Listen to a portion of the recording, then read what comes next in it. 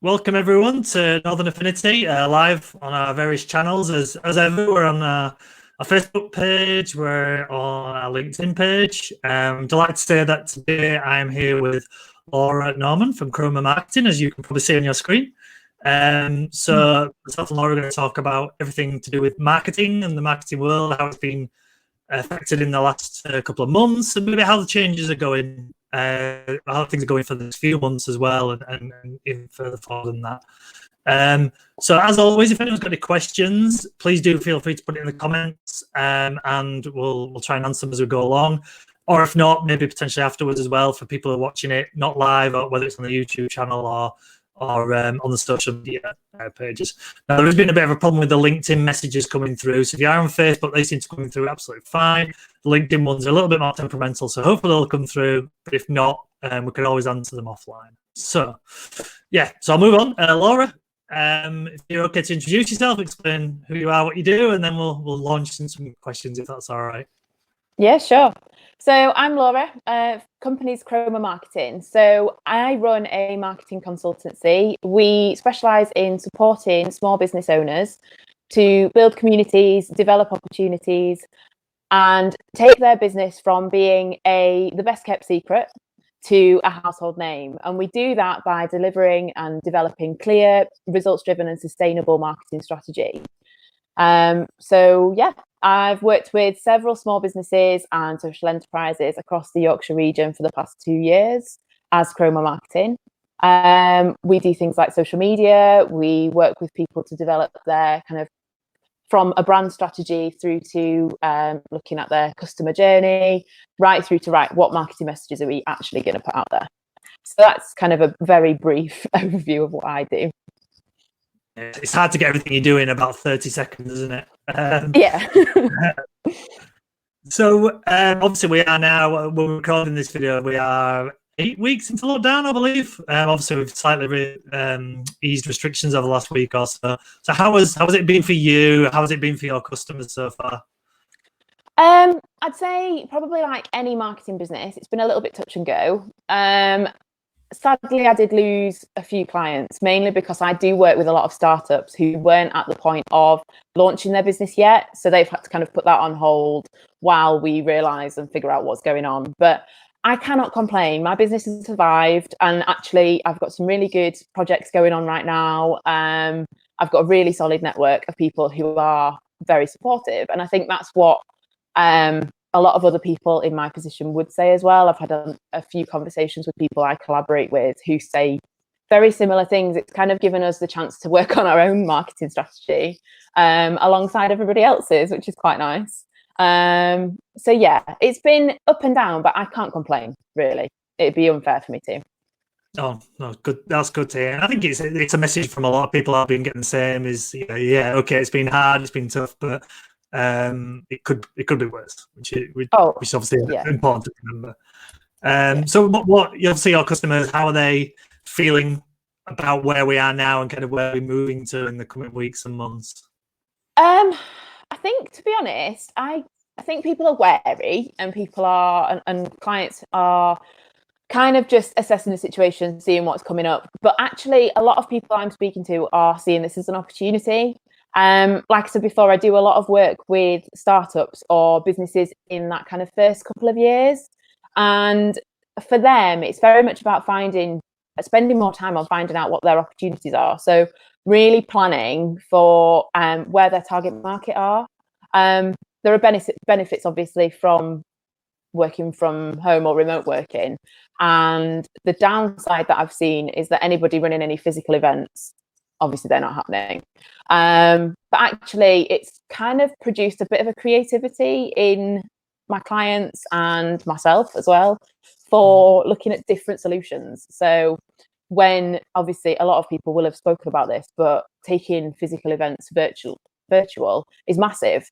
And I think from myself, there is already a big trend in the events industry for how you can incorporate virtual events into big physical conferences. So I think that will play a much bigger part in how people build their profile.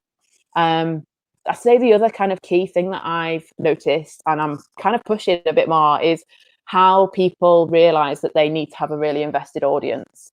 So I've been doing some research on this actually, but the main difference between traditional and digital marketing is that traditional marketing, which is anything that's not online, you don't have that kind of way of measuring your impact and your interaction with your audience all the time.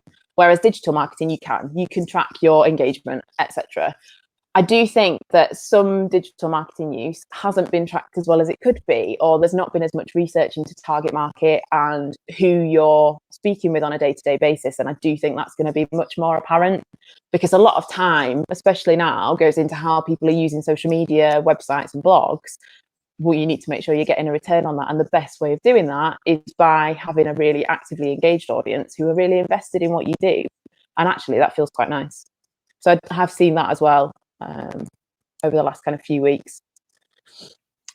Yeah, and I think you've made a lot of points there, which brings to my next question really, was about how things are changing and how things are, and I think probably most people would acknowledge that this has maybe accelerated things that were already happening in whatever field they're in, and I would imagine that's the same in marketing. So how do you think, kind of, as we go through the next 6-12 months, do you see the whole world of marketing change from maybe where it was? So I think I benefit from the fact that my background is also inclusive of events, and in the event world, it's really hard to measure your return on investment because your investment goes into so many different facets. So there's a big push in not just return on investment, but return on experience and return on marketing in general.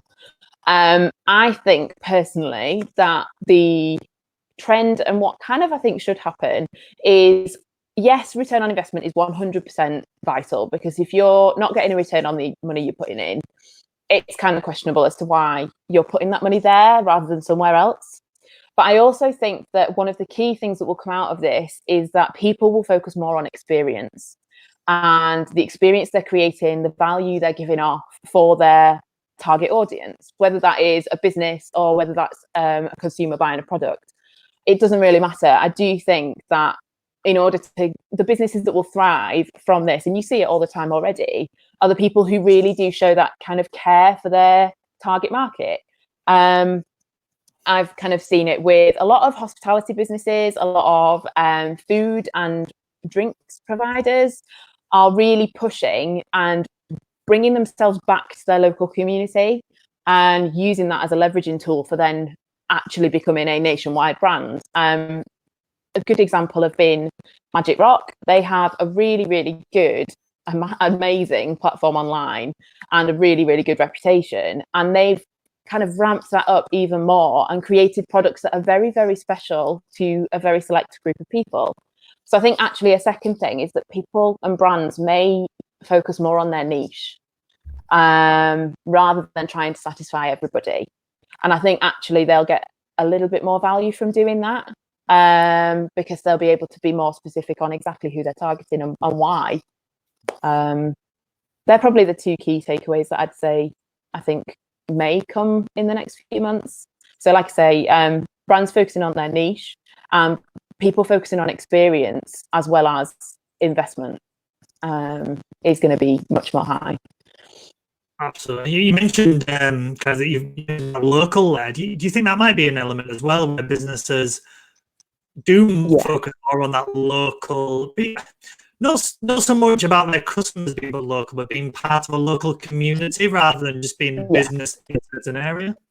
100%. I think community can be national, international, whatever your community looks like is great. But actually, I mean, there are a lot of people at the minute talking about how when it comes to SEO, having your website, etc., optimized for local SEO is a massive, massive key tool. When you're wanting to be a sustainable business, you have to acknowledge the impact you have on society. And kind of the first step of that is the impact you have on your immediate society. And that immediate society is the people that literally surround your business, whether that is people you network with all the time, whether that is the business next door. It doesn't really matter, but having a kind of connection with your local community is huge, and also actually is kind of easier to market yourself, because you you know that area. So you know who's there, you know how they act, you know what they're interested in. So it makes it a lot easier to kind of target specific people in that area. And there are so many people within, like, I don't know, Huddersfield alone, which is where I'm based. There's a whole potential audience there that if I just kind of try and market nationally, I might miss out on a few actual local businesses that can actually build more opportunities with collaboration or with events, whatever that looks like. 100%, I do think more and more people will have to kind of re-engage with their local community. Absolutely. Now, I want to pick up on a word you've used a few times, which is sustainable. You mentioned it a couple of times. What does one? And I've seen it on your website as well. So, what is to you sustainable marketing? Okay, so it's a big question. If I kind of break it down into what is sustainability, because that in itself is a massive, massive thing. So to be a sustainable business, loosely described, without going into all the academia and things, you have to basically show that you are acknowledging three different areas. The first one is your economic impact. The second is your environmental impact. And the third is your social impact. That is impact internally and externally. So whether you have a team, it's how you support them and how you run the business internally. Externally, it's looking at your local community or your local environment, regional, national environment. But it's understanding the impacts that you're having and how you can make that more positive, essentially. When it comes to marketing, I talk about sustainable marketing because I think it's, especially for small businesses, one of the easiest ways of showcasing how to then become a sustainable business. If you can nail a sustainable marketing strategy, you know that you can implement that in different areas of your business because you're acknowledging those kind of three key facets. And the root of sustainability is that you are kind of, the impact that you're having is bettering the future. It's not making it worse. So whether that's future generation of the business, whether that's future generations of society. When that comes to marketing, the way I kind of look at it is, right, it's all about impact. So when you're talking to your audience, what impact are you having on them and what impact are they having on you? And how is that then growing your business potential? Which is why I constantly talk about opportunity and community, because when you market to your community and you really know the ins and outs of who they are, how they act, and what they want or need, you know that you can put different initiatives in place when it comes to events or when it comes to social media or general kind of word of mouth that really satisfy their need for now and the future. So it's not just looking at your current goals or their current goals, but it's looking at, right, in 6 months' time, in 5 years' time, what are they going to be trying to achieve and how can I plan for that and associate and kind of strategize for that moving forward? So essentially, sustainable marketing, in my eyes, is understanding your impact for yourself internally and externally, who you're talking to, etc. But then it's planning for the future. And in doing that, you're kind of acknowledging the different wants and needs of everybody involved. If you were doing a sustainable business plan, you'd kind of be doing the same thing. It's acknowledging your impact moving forward and making sure that you're, if you want to be truly sustainable, it's not just about the money, it's about the people and it's about your environment as well. And actually that environmental kind of strand is becoming more prevalent, thank God, in small businesses. And I think by looking at it from a marketing perspective first, you're pulling in different strands of the business, but then you've got the tools to apply it to the rest of your business and business planning and financial planning, etc. Does that make sense? It makes a lot of sense, Laura. And do you know what? I think anyone who's watching this will probably say the same. Your passion for that comes through, which is fantastic. And it leads us, again, actually quite nicely onto something I want to talk about, which is your video series, Brewed in Yorkshire. Yeah.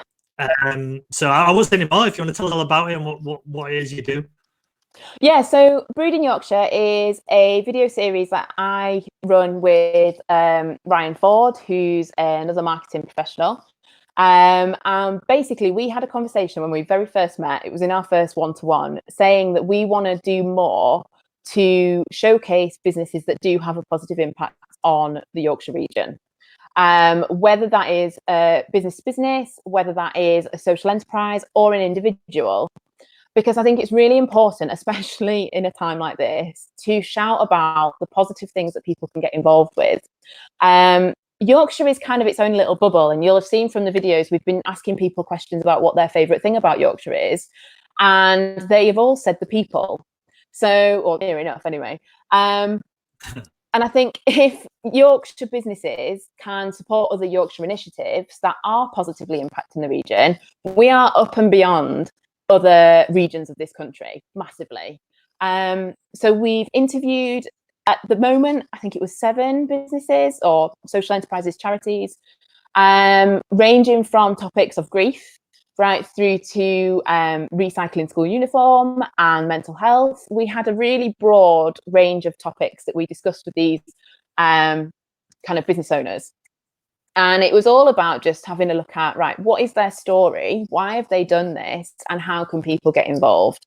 So whether that is that they have a really specific campaign that they want people to get involved in, or whether that is actually it's just having awareness for this. This is something that you could use, or if you know somebody that's going through this, point them in our direction and they can get local support rather than having to do loads of research on national projects. Actually, there's probably something on their doorstep that they can do or get involved in.